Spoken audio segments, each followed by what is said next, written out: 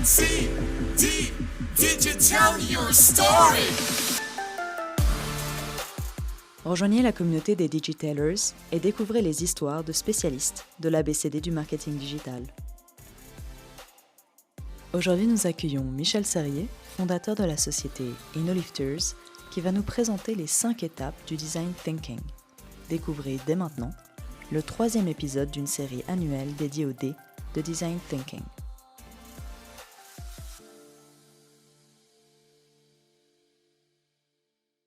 Aujourd'hui, je te propose peut-être qu'on reparle du design thinking, mais plutôt de ces 5 étapes ou 7 étapes selon les méthodes. Tu nous en diras plus. Est-ce que ça te dérange si on commence peut-être d'abord par parler de toi et si tu es d'accord de nous présenter un peu ton parcours? Non, parfait, ça me va. Donc, Michel Serrier, je suis basé en Allemagne. J'ai fait des études de commerce international en France et en Allemagne à l'époque. Et ensuite, j'ai rejoint ce qui à l'époque était une PME qui s'appelait SAP. Et c'était même une petite PME.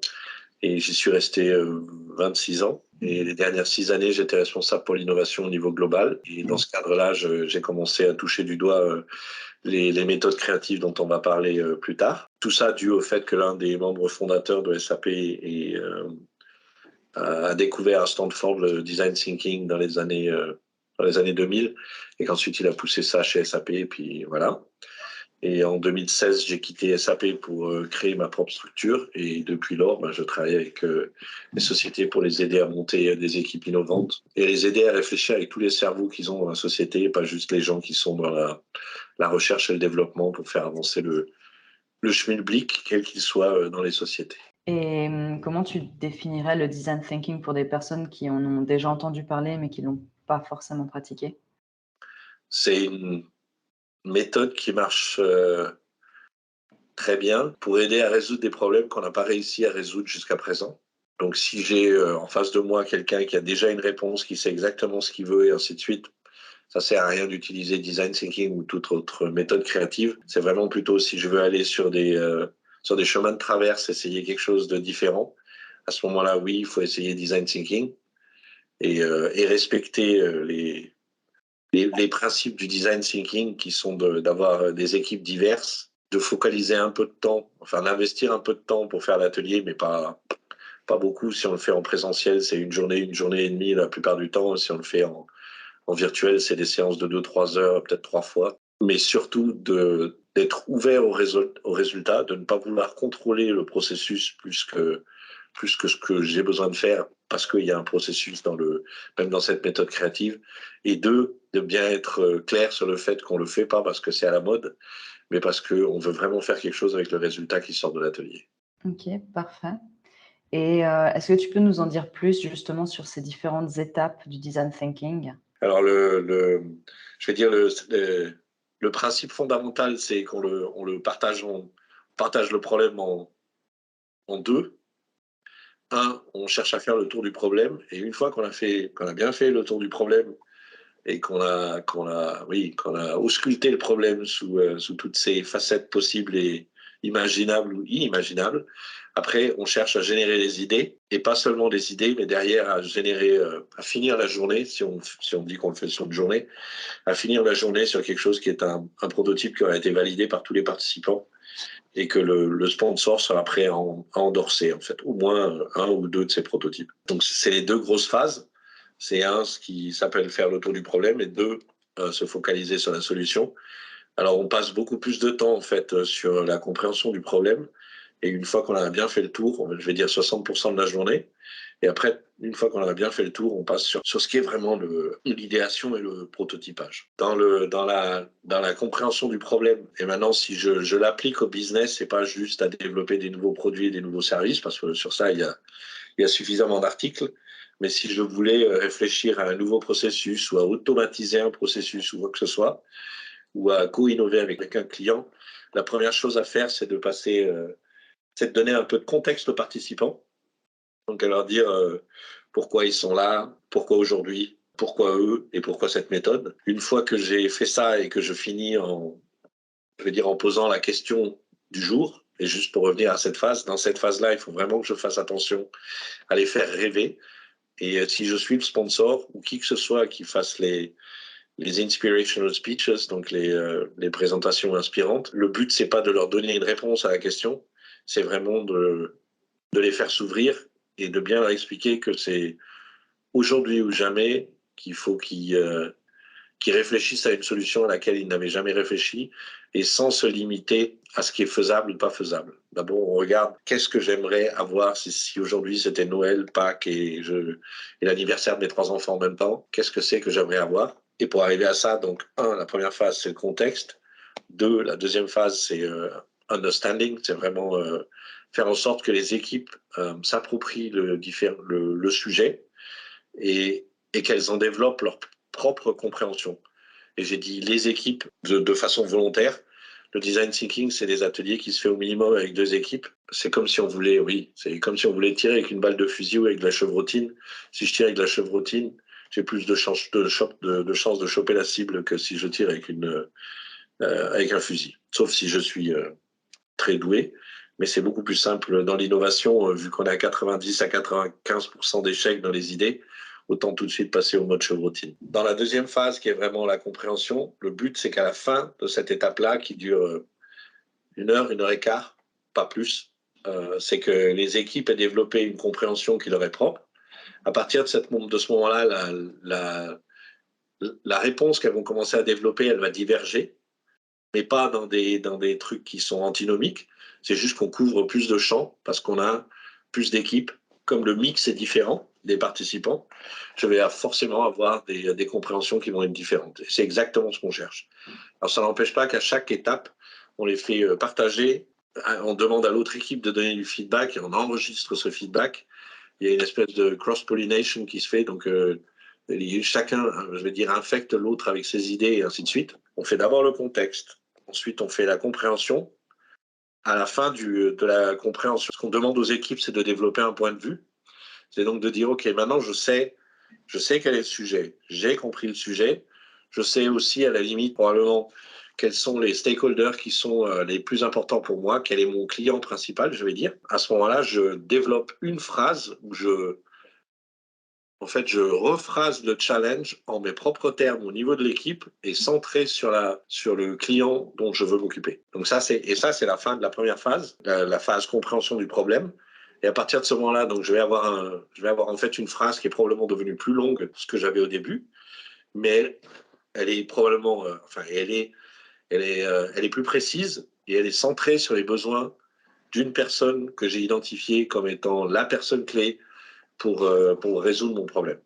Ensuite, quand on passe dans la deuxième grande phase, qui est la recherche de solutions, à ce moment-là, la première étape, c'est de générer des idées. Et là, ce qui compte, c'est la quantité, c'est pas la qualité. Donc, on a souvent des équipes qui ont tendance à dire, OK, j'ai rapidement trouvé une idée et puis ça suffit. Mais il faut vraiment leur expliquer, en fait. Il y a peu de startups qui se sont créées et qui n'ont pas dû revoir leur idée 3, 4 fois. Je n'en connais pas beaucoup. Même une boîte comme Facebook, si on regarde ce qu'ils avaient fait au début quand ils ont créé l'idée, c'est pas ce qu'ils sont devenus. Donc il faut se donner la possibilité de pouvoir regarder plein d'idées. C'est pas parce qu'après on en sélectionne qu'une, c'est qu'en fait on peut les regrouper, que ça fait apparaître de nouvelles choses, générer de nouvelles idées, pour qu'on arrive ensuite à prendre les 2-3 idées auxquelles l'équipe croit le plus. Et quand on fait ce choix, donc à la fin de l'idéation, le but, c'est pas de prendre l'idée la plus faisable, c'est de prendre l'idée à laquelle on croit le plus. Ok. Donc souvent, quand on fait des workshops dans le business, je demande aux équipes de travailler sur 2 niveaux. Un qui est de dire, quand vous avez des idées, c'est de dire quelle est celle qui, d'après vous, va avoir l'impact le plus fort et quelle est celle qui est la plus complexe à mettre en place. Ensuite, choisissez celle que vous préférez. Et puis ensuite, je leur demande, est-ce qu'il y en a une qui rationnellement vous semble plus logique que les autres?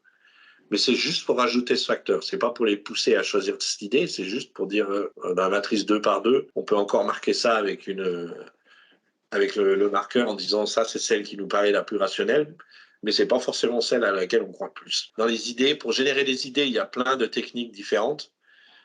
Si on fait des ateliers avec des gens du marketing, Généralement, il n'y a pas besoin de les pousser bien fort pour qu'ils génèrent des idées parce que c'est dans leur ADN. Par contre, si je vais avoir des gens qui viennent de la production, de la comptabilité, et voilà, ils sont généralement moins enclins à s'ouvrir.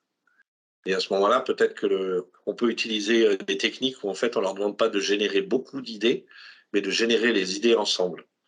Donc par exemple, il y a une technique très simple qui est de dire je demande à chacun de prendre une feuille A4, de prendre 5 minutes pour générer une seule idée, et il écrit une phrase de façon à peu près lisible, donc ne pas prendre des étudiants en médecine en 6e année parce que c'est illisible pour le suivant. Générer l'idée, ensuite je la passe à mon voisin, soit de gauche, soit de droite, mais on se met d'accord autour de la table dans quel sens on tourne.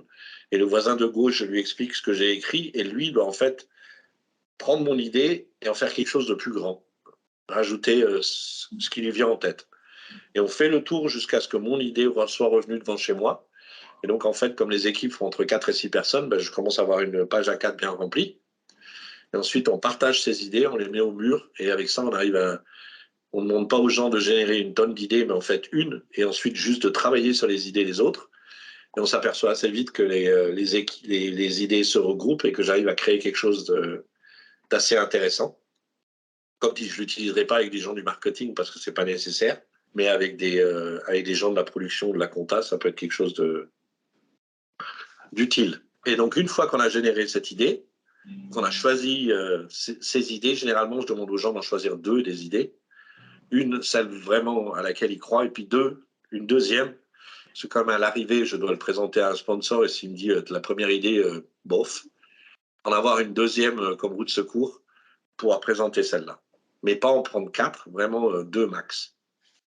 Ensuite, à la fin de cette séance, donc on partage les idées entre les différentes équipes. Donc, si j'en ai 4 des équipes, ben, j'ai en fait 16 idées. J'ai 8 idées sur lesquelles je travaille, 4 qui sont présentées et 4 qui sont en backup. On peut faire ça de différentes manières, cette validation. On peut, les partager, 2, ensuite mettre la pause à ce moment-là, puis dire aux gens, vous pouvez faire le tour de la pièce et regarder les idées les unes après les autres, puis mettre vos commentaires et voter laquelle est celle qui vous plaît le plus. Et ensuite, quand on fait le prototypage, ben, on peut dire soit je prends les idées qui ont été les plus votées, soit en fait je continue dans le truc en disant même si j'ai 4 équipes en parallèle, ben, chaque équipe prend l'idée qui a eu le plus de points des autres équipes et construit un prototype. Construire un prototype, c'est quelque chose qui se fait avec du papier, du carton, du scotch, et ainsi de suite. Et ça ne dure pas plus de 45 minutes. C'est souvent plus 35 minutes. Et l'avantage, en fait, c'est que... Et l'idée, c'est pas de faire un minimi du produit ou de ce qu'on est en train de chercher à créer, c'est juste d'être à même de raconter une histoire dans laquelle je positionne mon prototype ou j'utilise mon prototype pour raconter une histoire et vérifier que une ou plusieurs des hypothèses que j'ai faites, eh ben, elles sont valables dans mon histoire. Donc, 35-45 minutes, un prototype qui doit tenir la route, demander à chaque équipe de revenir avec le nom pour cette idée, c'est ce à quoi il faut réfléchir en dernier, pas en premier.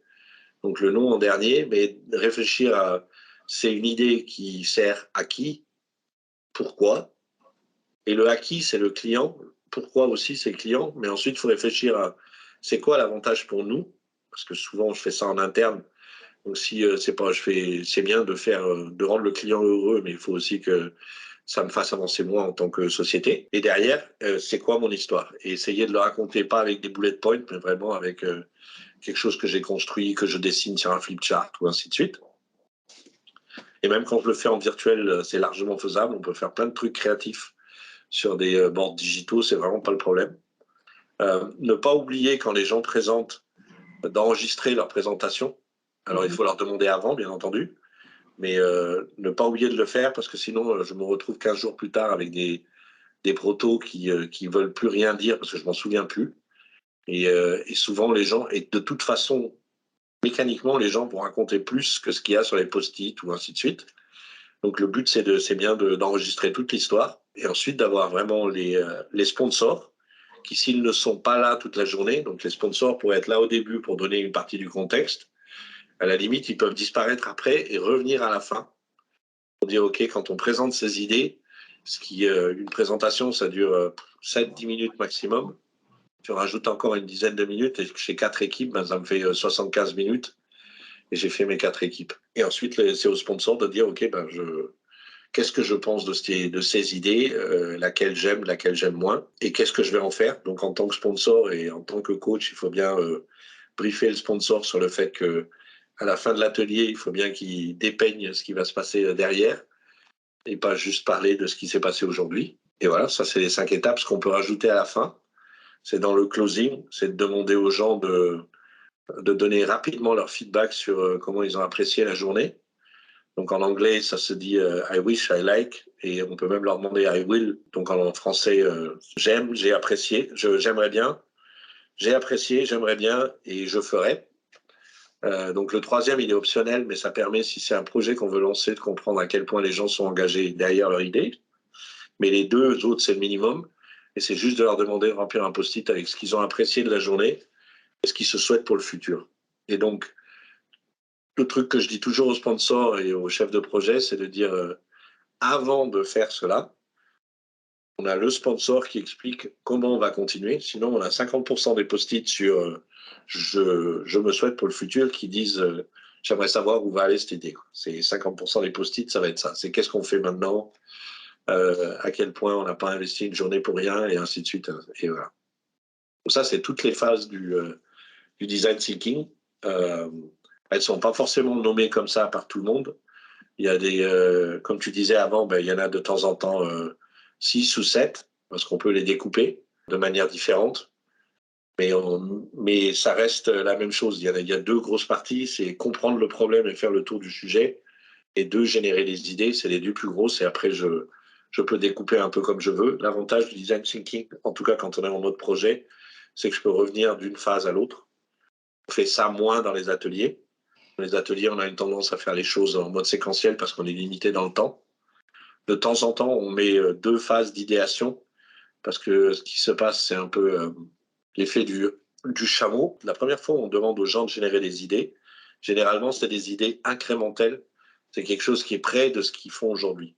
Si ensuite, derrière, je leur dis, maintenant, on prend ton idée et je vais dire au minimum, par exemple, on la multiplie par l'intelligence artificielle, qu'est-ce qui se passe si tu, et même, je peux même dire aux gens, j'avais fait ça pour un horloger à Genève. La première idée, c'est eux qui me l'avaient, ils avaient développé les premières idées. On les a fait travailler en disant, OK, maintenant, on met un coup de baguette magique sur chacune de vos idées. Qu'est-ce qui se passe? Et c'est incroyable ce que ça fait ressortir chez les gens quand on leur dit, même à 45 ou à 50 ans, tu mets un coup de baguette magique sur ton idée. Là, Harry Potter passe par la pièce. Là, qu'est-ce qui se passe? Ok, top. En fait, tu as soulevé énormément de points extrêmement enrichissants et j'aurais aimé revenir justement sur ces différents aspects. C'est vrai que tu as parlé de coach, de sponsor, pourquoi c'est important d'expliquer à l'équipe pourquoi eux.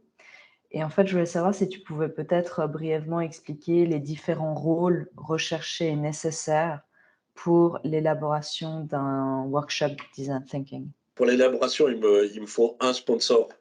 C'est généralement de chez lui que vient la demande. Ensuite, on va chercher un coach, moi ou quelqu'un d'autre, c'est égal, mais qui que ce soit, pour l'avoir fait, enfin, pouvoir accepter de ne pas rencontrer le sponsor quelquefois dans mon passé, c'est pas quelque chose que je recommanderais. Il faut vraiment être sûr que le sponsor sait ce qu'on fait avec du design thinking, qu'il comprenne bien que il peut me dire quel est le problème qu'il veut résoudre, il peut me dire quel type de livrable il peut avoir à la fin, mais il peut pas contrôler ce qui se passe pendant qu'on fait l'atelier. Ça ne fonctionne pas.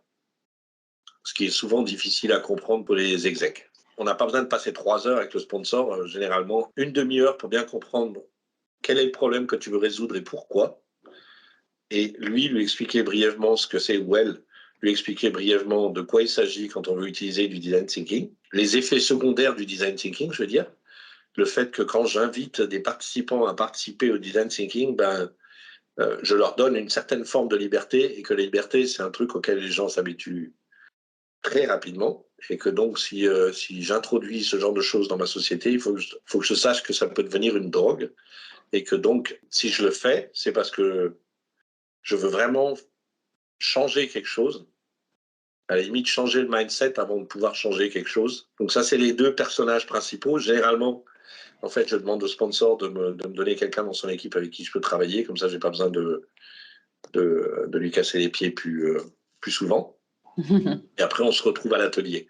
Pour revenir au sponsor, c'est pas la personne avec laquelle je vais discuter mon agenda en tant que coach. J'ai eu cette discussion encore hier soir avec un de mes clients qui veut faire un workshop avec l'un de ses clients et auquel j'ai expliqué à la coach qu'il fallait surtout pas qu'elle discute son agenda parce que c'est comme quand je vais au restaurant, je dis au cuisinier ce que je veux manger, mais je vais pas aller voir dans la cuisine ce qu'il fait. Donc, si après ce qu'il me sert, ça correspond à ce que j'ai demandé, ben, c'est parfait. Mais c'est pas moi qui vais lui dire si tu le fais comme ça, t'arrives pas à la bolognaise derrière. À ce moment-là, je le fais tout seul. Point 1. Point 2, il est souvent au niveau du sponsor, et maintenant c'est plus dans l'exécution, c'est pas forcément la meilleure chose d'avoir le sponsor toute la journée dans l'atelier.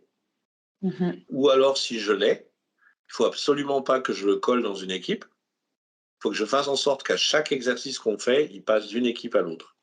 Parce que généralement, l'équipe où est le sponsor, elle a une tendance à déifier le sponsor. Et donc, ils réfléchissent plus par eux-mêmes, ils écoutent plus que ce que dit le sponsor. C'est en ordre, hein, c'est normal. C'est humain. Mais si je le mets dans une seule équipe, à l'arrivée, il y aura que... S'il avait été tout seul, ça aurait donné la même chose. C'est plus simple si je le fais tourner. Ou je le fais venir au début, je la fais venir au début, et je fais revenir le ou la sponsor à la fin de la journée, quand on fait la validation et la présentation des prototypes.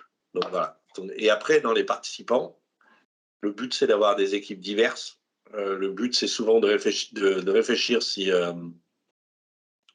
Donc, si je suis en train de traiter un problème HR, par exemple, si on prend le sujet du processus d'onboarding, le but, c'est pas forcément d'avoir que des gens de HR là-dedans. Il faut aussi des gens du business. Il va me falloir des gens, il va peut-être me falloir une personne de l'informatique, parce qu'à l'arrivée, quand je veux implémenter un processus, ben, il y a des solutions technologiques derrière. Il va me falloir un manager, il va peut-être me falloir un senior manager, peut-être réfléchir à prendre aussi quelqu'un qui vient d'être embauché et en mettre un dans chaque équipe, ou quelqu'un qui est encore en période d'essai, parce que c'est les gens qui viennent qui sont en train de vivre le processus. Donc il faut vraiment réfléchir un peu outside the box pour créer les équipes, et de temps en temps même réfléchir en fonction des problèmes. Si je ne vais pas chercher quelqu'un de complètement externe, il y a deux niveaux. C'est soit quelqu'un de la boîte qui n'y connaît rien, mais qui connaît la boîte et qui donc va poser des questions candides ou apporter un point de vue candide, ou même prendre vraiment quelqu'un d'extérieur, un client, et l'intégrer dans les équipes. En tout cas, il ne faut pas dire si je fais maintenant un nouveau processus, je vais mettre une équipe compta, une équipe sales, une équipe vente ou une équipe production, ça ne fonctionne pas. Il faut les mixer. Ok, top. Et c'est vrai que quand je t'ai demandé de nous en dire plus sur les différentes étapes du design thinking, tu as d'abord parlé de l'identification, de la définition et de la compréhension du problème, puis après la recherche de solutions sur ce problème et enfin potentiellement le closing. Oui. Et juste pour revenir sur la première étape, l'identification, la compréhension du problème, on parle souvent de la méthode How might we? Et donc, du coup, est-ce que tu peux nous en dire plus, expliquer comment ça se passe, comment tu revois cette méthode, tes conseils, etc. Ben, le How might we, c'est ce sur quoi je travaille avec le sponsor ou la personne qui m'a été nommée avant l'atelier. Le but, c'est de vraiment... c'est le challenge qu'on formule en utilisant cette formule How might we. Le How might we, en français, c'est quoi? Comment pourrions-nous? Comment pourrions-nous? Comment pourrions-nous? Donc, le comment pourrions-nous, c'est parce qu'en fait, on dit comment. Quand je commence ma phrase en disant comment pourrions-nous, il y a plusieurs messages qui arrivent chez les gens qui écoutent. C'est le comment, c'est je n'ai pas de solution. Donc, je suis ouvert à vos solutions. Le pourrions, c'est vous pouvez réfléchir à tous les trucs que vous voulez et à jouer à Tintin, à marcher. On est allé sur la Lune et ainsi de suite. C'est le jour ou jamais, parce que justement, le pourrions, c'est pas qu'on va faire exactement ces idées-là, mais c'est pour ça qu'il faut réfléchir à quelque chose de grand, qui va un peu plus loin que juste dire je vais rajouter quelque chose d'incrémental. Et le nous, c'est parce qu'on le fait ensemble. C'est nous ensemble. C'est pas moi, le sponsor, et vous devez travailler, c'est nous. Comment pourrions-nous ensemble, voilà. Donc, si je reviens au truc de l'onboarding, ça pourrait être comment pourrions-nous ensemble pour notre société développer le processus d'intégration des nouveaux candidats de manière à faciliter le travail de tous les internes dans notre société et maximiser les chances que les candidats restent chez nous. Parfait. Et pour revenir plutôt sur la deuxième étape, la recherche de solutions, est-ce que tu pourrais nous en dire plus sur comment mettre en place les 2 phases d'idéation? Parce que tu Alors, disais que parfois, c'était quand même mieux de faire une deuxième phase d'idéation pour sortir de l'incrémental. ouais. Alors, ce que je fais, alors d'abord, j'en rajoute une troisième devant. Ce que je fais souvent quand je suis en présentiel, mais sinon en virtuel, il y a aussi des petits exercices pour le faire. Mais en présentiel, par exemple, c'est d'avoir une grille sur un flipchart avec 20 cases et où en fait, on demande aux gens par équipe, par exemple, on leur donne un sujet, la pomme, et aussi rapidement que possible, il faut qu'ils dessinent des pommes différentes. Alors la pomme, ça peut être New York, ça peut être Apple, ça peut être ce qu'on veut, hein. Ça peut être une pomme Granny Smith, ça peut être une pomme jaune, ça peut être. Voilà. Il faut qu'ils remplissent le machin avec 25 pommes. Et en fait, le fait de les faire travailler sans trop réfléchir, mais en allant vite et en travaillant ensemble, je les mets dans un mode qui permet de générer des idées au niveau quantitatif et pas forcément de la qualité. Donc c'est la première chose, parce qu'il ne faut pas oublier que les gens qu'on va sortir pour faire ce genre d'atelier, la veille, ils étaient encore dans leur train-train où on leur demande de faire des trucs vachement vite et qu'ils font peut-être depuis 15 ou 20 ans de la même manière. Et là, en fait, on leur demande de réfléchir pour faire quelque chose de complètement différent. L'atterrissage, ça dure un certain temps, donc voilà. Donc c'est un petit exercice à peut-être à faire avant. Souvent, ce qui se passe, c'est que l'idéation, c'est après le repas, donc c'est pendant la digestion, donc autant les réveiller un petit peu. 2, ensuite, on fait la première phase d'idéation pour leur faire générer autant d'idées que possible. On peut les faire choisir certaines des idées et ensuite leur dire, OK, maintenant, pour ces idées que vous avez sélectionnées, si maintenant on disait, et je reprends le truc de l'onboarding, si on reprend le truc de l'onboarding et on dit, par exemple, on aimerait bien voir à quel point on peut utiliser l'intelligence artificielle pour que ça aille plus vite, que ce soit plus personnalisé, et ainsi de suite. Comment est-ce que on leur donne à la limite une petite carte sur laquelle il y a écrit intelligence artificielle, il la pose à côté de chaque idée, mais vraiment physiquement, il la pose à côté en disant, si je mets ça à côté, qu'est-ce que ça donne? C'est comme si je prenais une carte du Monopoly de la caisse de communauté, là, hop, et je la tiens, et je dois faire quelque chose avec, et ça donne un résultat. C'est comme si je multipliais. OK. Ça ne s'additionne pas, ça multiplie. Et ça peut donner des résultats étonnants, même si on demande dans l'onboarding, je pourrais très bien leur avoir demandé dans la première phase de créer la customer journey du candidat moyen. Et en fait, sur certains pain points, je peux très bien leur dire, eh ben, tiens, maintenant que tu as trouvé la solution, ben, multiplie-la par l'intelligence artificielle ou par un coup de baguette magique, et qu'est-ce qui se passe? Bon, moi, je suis une grande fan de Pokémon, donc ça me fait penser à la pierre de lune pour, Ah, pour faciliter l'évolution des Pokémon. voilà. Chacun ses références. OK, très bien. Pour les personnes qui sont intéressées à en savoir plus, je pense que ce que tu as expliqué est aussi en lien avec un livre, Creative Confidence, qui explique justement que la créativité, c'est comme un muscle et qu'on peut l'exercer et le renforcer. Absolument. Donc, je partagerai les références pour les personnes qui s'y intéressent. Ça, c'est vrai, hein. Ça, c'est justement pour ça que je dis que c'est une drogue. C'est que Mhm. on n'est pas obligé de devenir un spécialiste du design thinking, mais juste en adoptant certaines techniques dans certains meetings, on peut vraiment changer la manière dont les gens commencent à réfléchir. Et c'est vraiment, avant de pouvoir changer quoi que ce soit dans une boîte, il faut d'abord vraiment changer l'état d'esprit. Avant ça fonctionne pas. Par rapport aussi à cette phase d'idéation, généralement, on parle de divergence et de convergence. Est-ce que tu peux nous en dire plus sur comment favoriser cette divergence et comment provoquer la convergence? Alors en fait, c'est pour ça que j'explique souvent aux sponsors que j'ai fait une ou deux fois les ateliers qui ont duré 3 jours. Et la troisième journée est très complexe. Justement parce que notre cerveau, soit je suis un créatif, donc je suis toujours en mode divergent, et je génère des idées, des machins, des trucs, mais c'est pas forcément moi qui fais les choix. soit je suis un exécutif et je suis toujours en mode convergent parce que tout ce qui atterrit sur mon bureau, c'est des problèmes où il faut prendre des décisions. Dans le design thinking, en fait, on a des exercices qui durent entre 5 et 45 minutes comme le proto. Chaque exercice est monté, on ne fait pas une série de divergents avant de faire du convergent. Il y a toujours divergent, puis convergent, divergent, puis convergent.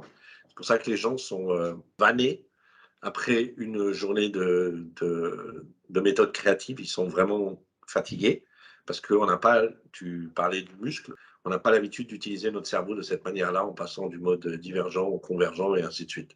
Chaque phase, c'est vraiment comme on leur demande de créer quelque chose, même si je prends au début développer une compréhension du problème, c'est divergent. Mais quand je leur demande de le partager et de le valider avec les autres, je suis de nouveau en mode convergent. Si ensuite je passe sur la phase suivante où je leur demande d'écrire une phrase et tout ça, je suis de nouveau en mode divergent. Quand je suis en mode idéation, oui, je suis en mode divergent, mais quand je leur demande de prioriser les idées, de choisir celle qui est la plus rationnelle, je suis de nouveau en mode convergent et je ne laisse pas de temps. Parce que s'il y a une chose qui est sûre, c'est que si je donne aux gens 1 heure pour faire un exercice, ils vont passer 30 minutes à discuter avant de se mettre à faire l'exercice parce qu'il ne leur reste plus que 30 minutes. Il y a d'ailleurs un truc qu'on peut faire souvent, ça aussi on pourrait partager le lien, c'est le Marshmallow Challenge, auquel on donne aux gens, c'est quoi, 20 spaghettis, 20 spaghettis, un marshmallow, donc une guimauve, 1 mètre de corde, de ficelle on va dire, et 1 mètre de scotch, de bande adhésive, et on leur demande de monter une tour en 18 minutes. Et elle doit tenir, et la guimauve doit être en haut, et ainsi de suite. Et ce qui se passe, c'est que la plupart des gens réfléchissent pendant 12 minutes, puis quand je leur dis qu'il ne reste plus que 6 minutes, là, ils s'activent, et souvent, c'est trop tard. Donc, s'il y a un site là-dessus, marshmallowchallenge.com, ça n'a pas été créé par Buitoni ou par Barilla, hein, c'est vraiment, ça a été créé par un ingénieur de chez Autodesk. Pour l'avoir utilisé pas mal de fois, c'est pas mal à utiliser, par exemple, après les déjeuners, pour enrayer la digestion. Mais d'ailleurs, ils n'ont pas démontré que les enfants étaient meilleurs que Si. les adultes au Marshmallow Si. Challenge parce que justement, ils ne perdent pas trop de temps à réfléchir, ils exécutent directement. Ouais, et puis ils ont un avantage sur les autres, c'est que nous, adultes, on fait les trucs en séquentiel. Donc on réfléchit, donc on planifie, on monte, et après on met la guimauve dessus. Et la guimauve, c'est peut-être léger, mais ça a une masse relativement importante. Et souvent, on se retrouve avec un bourge à l'arabe raté. Parce que tant que la guimauve n'est pas là-dessus, on a des superbes tours comme elles sont aux Émirats arabes, là. Mais une fois qu'on pousse la guimauve, ça fait la tour de Pise et pire que ça, quoi. Euh, et les enfants font pas ça, ils mettent 3 spaghettis, guimauve, ça marche, ok, on rajoute un étage. Et nous, adultes, on n'a pas du tout cette tendance. Et justement, c'est vrai que souvent, c'est un exercice qui est utilisé comme team building. Oui. Et c'est vrai que c'est un aspect assez important en design thinking. Est-ce que tu peux nous en dire plus? Est-ce que c'est quelque chose que tu pratiques au début de l'atelier, tout le long de l'atelier, à la fin de l'atelier? Enfin, comment tu le mets en pratique? Bah, je l'utilise souvent au début. Alors maintenant, le début, ça peut être plusieurs fois, puisque si j'ai un atelier qui dure 2 jours, ben, ce qu'on appelle les icebreakers, ben, on en fait un par jour, ouais, au minimum. Et donc, au début, il se peut très bien que la plupart des gens ne se connaissent pas. Un. Deux, que j'ai des gens d'un niveau assez élevé hiérarchique et des gens d'un niveau assez bas hiérarchiquement. Donc, il faut que je brise la glace. Et c'est peut-être facile pour les gens qui sont élevés, mais c'est pas facile du tout pour les gens qui ont pas le même niveau hiérarchique. Et donc, en utilisant des petits trucs comme de demander aux gens en début de séance, si je suis en présentiel, de prendre 3 post-it. Sur un post-it, ils mettent leur prénom. Sur le deuxième, ils disent par exemple depuis combien de temps ils sont dans la société. Sur le troisième, ils doivent dessiner un hobby, pas écrire, mais dessiner. Et ils partagent ça. Et ne serait-ce que ça, déjà, les gens comprennent que c'est un atelier différent auquel ils vont assister. Deux, euh, il y a une autre forme d'ambiance qui se crée de suite. Parce que personne ne parle du fait qu'il est senior vice president ou je sais pas quoi ou machin. Je m'appelle Henri, 20 ans, et puis voilà. Même si je joue au golf ou je joue au boule, c'est la même chose. Donc, et on fait ça généralement 1 fois par jour pour relancer la machine. Ou si c'est qu'une journée, comme dit après le lunch, ce qu'on peut faire, c'est le Marshmallow Challenge. Après, pour créer un sentiment d'équipe, si on a un peu de temps, ce qu'on peut faire assez rapidement, c'est de demander à chaque équipe de trouver un nom et un logo. Et ça fonctionne très bien en virtuel comme en présentiel, hein. On Mhm. demande aux gens, pour trouver un nom et le logo, c'est simple, hein, c'est de dire aux gens, trouvez si vous êtes 4, si vous êtes 5, si vous êtes 6, 2 points communs que vous ayez tous en commun. Je sais pas, j'aime le jogging et on mange tous des tomates. Ça fait les tomates joggeuses et allez-y, faites-moi le logo qui va avec. Et ils ont, au total 20 minutes pour faire ça.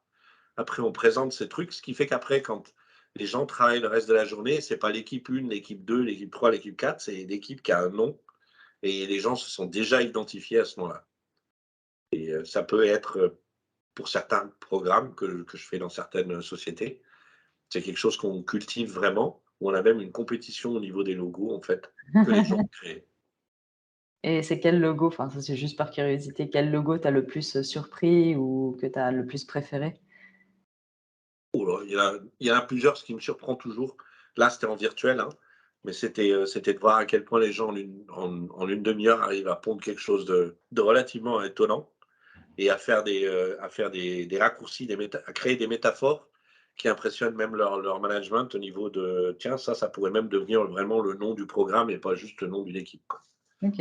Non, il y a des trucs, les gens sont enfin, quand on combine le cerveau des gens, ça devient hyper puissant. Il y a des trucs à faire, assez étonnants.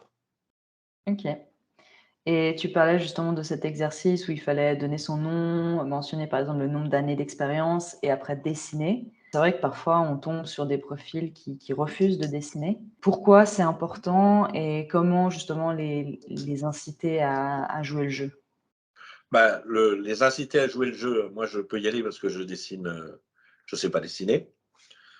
Donc je donne souvent, je dis: «C'est le coach qui doit donner l'exemple». Mhm. Alors si le coach sait dessiner, on est mal barré. Il faut qu'il s'applique à mal dessiner, on va dire. Mais il faut vraiment inciter les gens à le faire. Ouais, ça permet de dire s'il y a quelqu'un qui refuse, je vais pas le forcer non plus. Mais c'est beaucoup plus simple si tout le monde, joue le jeu et si on met pas juste des trucs écrits. Alors ce qu'on peut faire, ce que j'ai fait dans un atelier, c'est aussi de dire, j'ai une espèce de quand, c'était un workshop international, ben, on a une map monde et chacun dit de quel endroit il vient et son prénom, ça marche aussi. Mhm. Je peux aussi le lier au sujet. Si par exemple, pas l'onboarding maintenant, mais par exemple, on parle de transformation digitale, à quel point c'est un sujet que je maîtrise. Je pourrais très bien dire, j'ai une espèce de gradation avec différents dessins que j'ai mis sur un brown paper, et puis je demande aux gens de poser leur prénom en disant à quel point je me sens à l'aise avec le sujet, quoi.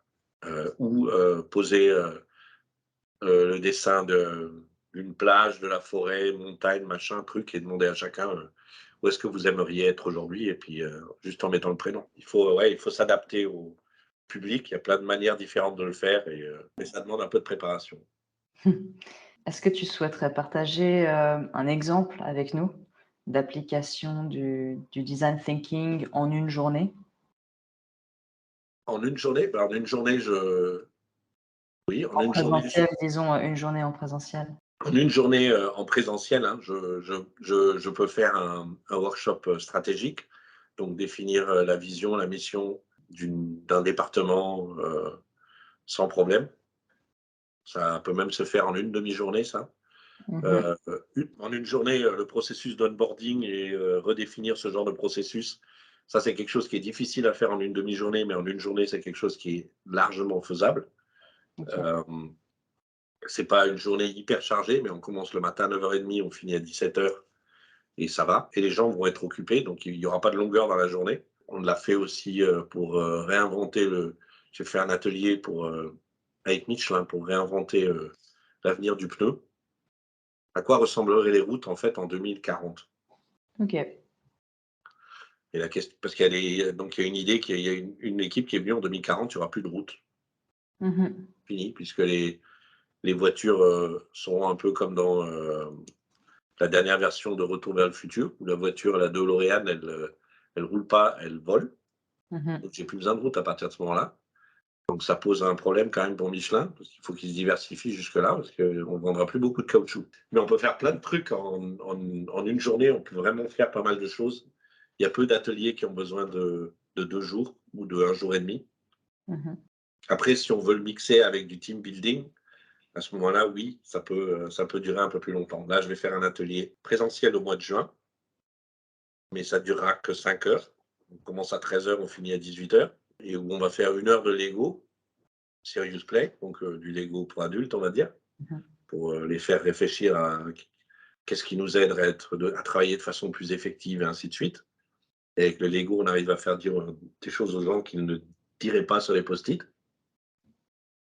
Et après, on les fait travailler sur, OK, une fois que j'ai réfléchi à ça, on va avoir la responsable pour l'Europe qui va donner un peu de contexte sur quels sont les objectifs et ainsi de suite. Et on va ensuite les faire travailler par vertical sur comment je vais de l'avant et comment je construis mon plan et ainsi de suite, en utilisant la méthode Design Thinking. Et on finit en une demi-journée avec une équipe qui est un peu plus ressoudée parce que ça fait 2 ans qu'elle ne s'est pas vue et certains ne se sont jamais vus autrement que virtuellement. En principe, des roadmaps pour les 5 verticales qu'ils ont, 5 segments industriels qu'ils ont, avec un plan d'attaque pour les 2 années qui viennent.